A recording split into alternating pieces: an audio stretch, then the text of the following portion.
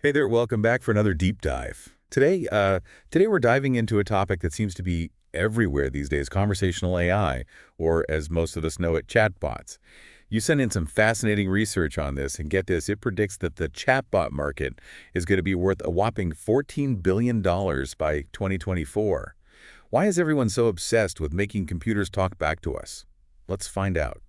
Joining us to break it all down is our AI expert. Welcome back. It's great to have you here for this. Glad to be back. $14 billion certainly suggests a lot of people are taking notice of conversational AI. Okay, so the paper we're looking at is called AI-based conversational agents, a scoping review from technologies to future directions. I have to admit, when I first saw the title, I thought, chatbots? Haven't we been talking about these for years? And you know what this paper actually points that out? It says the term dialogue system was used way back in the day. Now it's all chatbots, smart bots, intelligent agents. Almost like AI got a PR team. It's an interesting observation, and it reflects how the technology has evolved. Early dialogue systems were often limited to very specific tasks and relied on simple rules. Think those automated phone menus, press 1 for this, 2 for that. Not exactly riveting conversation. Tell me about it. I swear, those phone menus were designed to make you want to scream. Yeah. But these newer chatbots, they're supposed to be different, right? Exactly. Advancements in AI, particularly in an area called natural language processing, have revolutionized how these systems understand and respond to us.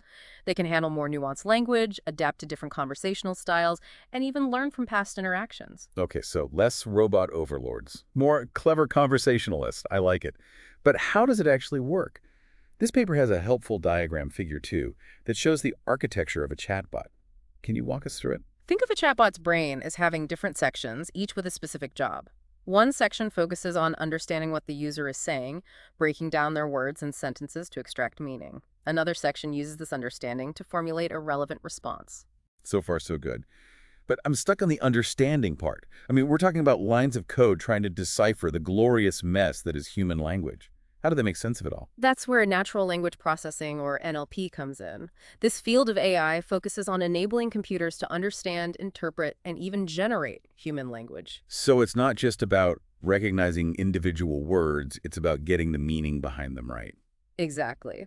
The paper mentions key NLP tasks like intent classification and entity identification.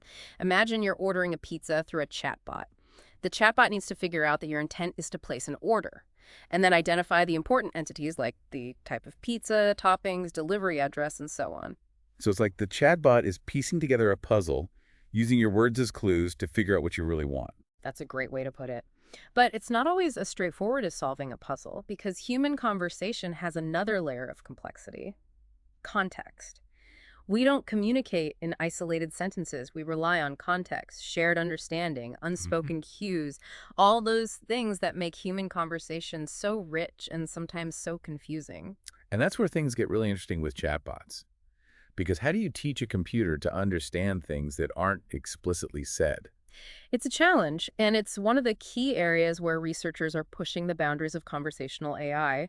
The paper actually breaks down context into 4 different types: linguistic, physical, persistent, and emotional. Okay, break that down for me. What does that mean in the context of, well, a chatbot conversation? Let's take persistent context, for example. This refers to the chatbot's memory of the conversation history.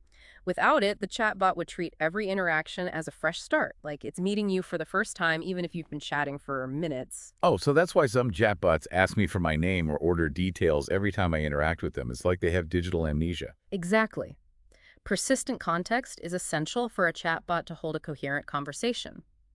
But the paper goes deeper, highlighting the importance of emotional context. Hold on, emotional context. You mean chatbots are supposed to understand our feelings? That seems like a tall order. It is a complex area, but researchers are making progress using techniques like sentiment analysis and emotion detection. Imagine a chatbot that can sense frustration in your words and adjust its responses accordingly. So if I'm venting to a chatbot about a delayed flight, it could pick up on my annoyance. Precisely. Instead of responding with a generic, "I'm sorry to hear that," it could offer more empathetic and helpful responses. Of course, accurately interpreting human emotions is incredibly difficult even for us humans.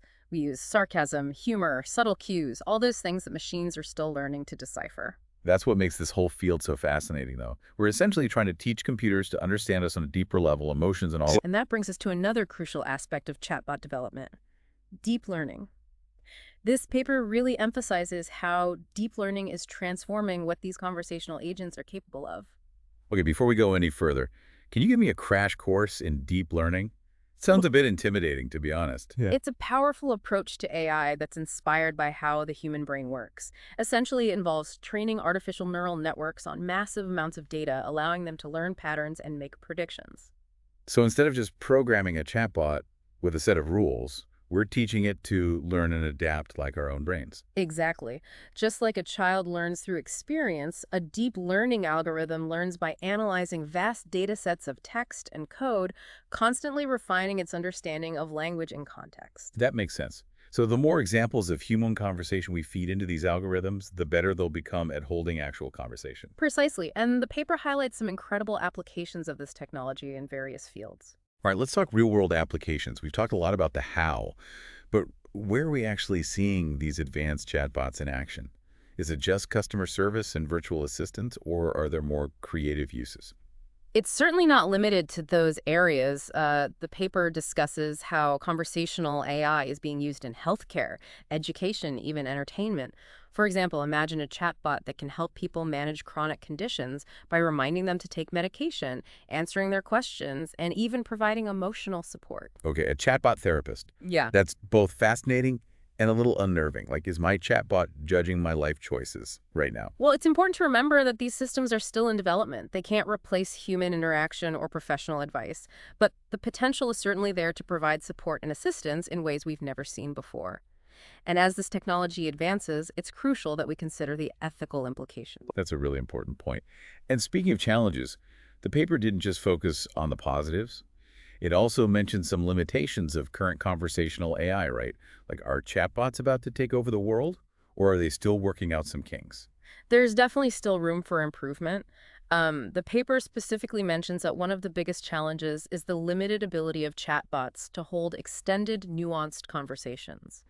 They can handle short interactions, answer simple questions, but they often struggle when conversations become more complex or require a deep understanding of context. So maybe they're not replacing our best friends just yet. What else are researchers grappling with? Context awareness, as we've touched on, is a major hurdle. Chatbots are getting better at remembering basic information, but they often miss those subtle cues and unspoken understandings that we as humans rely on to communicate effectively. Right, like understanding sarcasm or humor. My sense of humor is pretty unique. Yeah. I'm not sure I'd trust a chatbot to get it. It's those nuances of human interaction that are proving tricky for AI to fully grasp. And of course, there's the challenge of accurately interpreting and responding to the full spectrum of human emotions, something that even we humans struggle with at times. So while chatbots are becoming more advanced, they still have a ways to go before they can truly replicate the richness of human conversation. Exactly. But the research and development in this field is moving at an incredible pace. Just a few years ago, we couldn't have imagined chatbots that could understand and respond to us in such nuanced ways. It's true, the progress has been mind-blowing.